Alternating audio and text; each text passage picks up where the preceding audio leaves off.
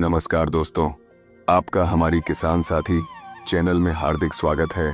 गलती का एहसास हमेशा समय निकल जाने के बाद ही होता है और यही होता है हमारे किसान भाइयों के साथ भी जब बात आती है गेहूं की फसल की। देखिए दोस्तों, गेहूं की खेती में किसान भाइयों का अपने पड़ोसियों और गांव वालों से एक अलग ही कंपटीशन रहता है।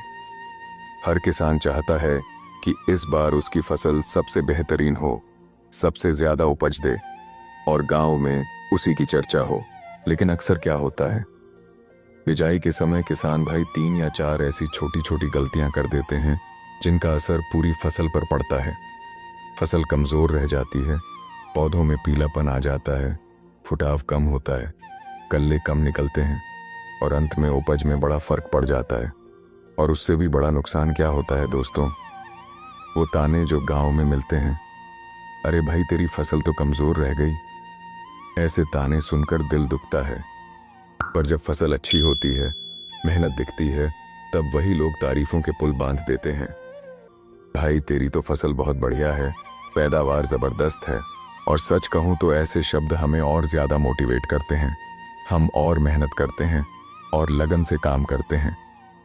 तो दोस्तों, आज की इस जानकारी में हम बात करेंगे बिजाई के समय कौन सी वो छोटी लेकिन जरूरी सावधानियां हैं जिन्हें ध्यान में रखकर आप अपनी गेहूं की फसल को सबसे बेहतर बना सकते हैं, जिन्हें अगर आप सुधार लें तो तारीफ भी मिलेगी और उपज भी शानदार होगी।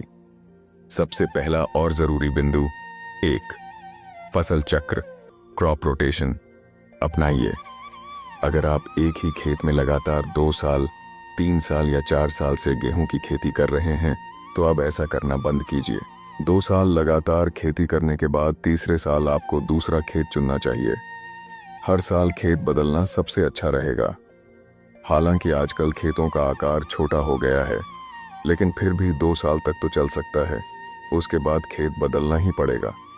अगर लगातार 3 या 4 साल आप उसी खेत में गेहूं की फसल लेते हैं तो चाहे आप खाद पानी कितना भी अच्छा दें, उत्पादन में कमी आएगी ही आएगी। इसलिए फसल चक्र अपनाना बहुत जरूरी है दोस्तों। अब बात करते हैं 2, खेत की तैयारी कैसे करें। यह बहुत ही अहम कदम है। टॉप वैरायटी का बीज भी अगर आप ले आएं, लेकिन खेत की तैयारी सही नहीं हुई तो फसल कमजोर पड़ेगी। और गेहूं में तो खासकर दीमक की समस्या बहुत आम है, तो ध्यान रखिए। अगर आपने बाजरे, मूंग, ग्वार या धान जैसी फसल काटी है तो उसके अवशेषों को मिट्टी में मिलाकर सड़ाना जरूरी है।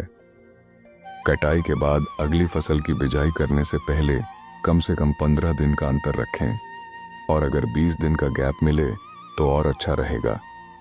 आप रोटावेटर चलाइए, फसल अवशेषों को मिट्टी में मिलाइए और पानी दीजिए।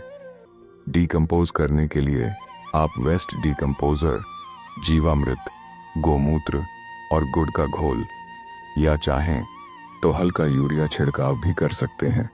इससे अवशेष जल्दी सड़ जाते हैं। उसके बाद खेत में गोबर की खाद डालें, अच्छी जुताई करें, पाटा चलाकर खेत को समतल करें। यही बेसिक लेकिन जरूरी कदम है।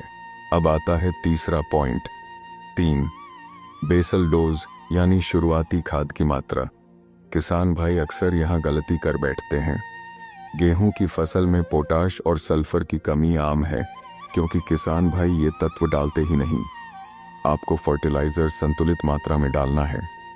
फसल के विकास के लिए जड़ों का मजबूत होना जरूरी है, क्योंकि जड़ें जितनी मजबूत होंगी उतने ही ज्यादा कल्ले निकलेंगे। पौधों में ऊर्जा यानी एटीपी बनने के लिए नाइट्रोजन और फास्फोरस की आवश्यकता होती है, जो कि डीएपी में मिलती है। एंजाइमों की सक्रियता के लिए पोटाश जरूरी है और इसी जगह किसान गलती करते हैं। वे डीएपी तो डालते हैं लेकिन पोटाश नहीं। तो ध्यान रखिए, डीएपी का एक बैग प्रति एकड़ पर्याप्त है, लेकिन इसके साथ 20 किलो यूरिया और 30 से 35 किलो पोटाश जरूर डालें। अगर आप एसएसपी या टीएसपी इस्तेमाल कर रहे हैं तो 30 से 32 किलो यूरिया और 30 किलो पोटाश डालें। अच्छी मिट्टी में 70 से 80 किलो एसएसपी पर्याप्त रहेगा। सीवीड फर्टिलाइजर 1 से 2 किलो जरूर डालें। और सल्फर के लिए बेंटोनाइट सल्फर 10 किलो प्रति एकड़ के हिसाब से डालना अनिवार्य है। अब चौथा बिंदु 4, बीज का उपचार। गेहूं के बीज मार्केट में बिना ट्रीट किए आते हैं, इसलिए फंगिसाइड और कीटनाशक से उनका उपचार करना जरूरी है। आप M45, थायोफेनेट मिथाइल, रोको या UPL का इलेक्ट्रॉन कॉम्बिनेशन इस्तेमाल कर सकते हैं। 2 मिली प्रति 1 किलो बीज के हिसाब से लें, छाया में सुखाएं और फिर बिजाई करें। अगर आप ऑर्गेनिक खेती करते हैं तो गोमूत्र, चूना या जीवामृत से बीज का उपचार करें। अब पांचवा बिंदु 5, सही बीज का चयन। बीज का चयन करते समय ध्यान रखें कि आप अगेती बिजाई कर रहे हैं या पछेती। आपकी मिट्टी कैसी है, हल्की, भारी या बलुई? सिंचाई कैसी है, कुएं का पानी, ट्यूबवेल या नहर? सब कुछ देखकर फिर बीज खरीदें। भ्रामक प्रचार से बचें। अगर आप घर का सीड इस्तेमाल कर रहे हैं तो छोटे बीजों को छलनी से अलग करें और अच्छे बीज को औपचारित करके बिजाई करें। अब बात आती है बीज की मात्रा की। अगर आप अगेती बिजाई कर रहे हैं 20 नवंबर से पहले तो 40 किलो प्रति एकड़ पर्याप्त है, और अगर पछेती बिजाई कर रहे हैं तो 50 किलो प्रति एकड़ लीजिए। ज्यादा बीज लेने से पौधों में आपसी कंपटीशन हो जाता है, जिससे फुटाव और कल्ले कम निकलते हैं। तो दोस्तों, ये थीं वे प्रमुख बातें जो आपको गेहूं की बिजाई के समय ध्यान में रखनी चाहिए। इन सावधानियों से आपकी फसल स्वस्थ, मजबूत और उपजाऊ बनेगी। कमेंट में ज़रूर बताइए कि आपको इस बार गेहूं की खेती में क्या क्या समस्याएं आईं और आप किस तरीके से ऑर्गेनिक या पारंपरिक खेती कर रहे हैं। अगर वीडियो पसंद आया हो तो इसे लाइक कीजिए, चैनल को सब्सक्राइब कीजिए और ज़्यादा से ज़्यादा किसान भाइयों तक शेयर कीजिए। धन्यवाद दोस्तों। जय किसान।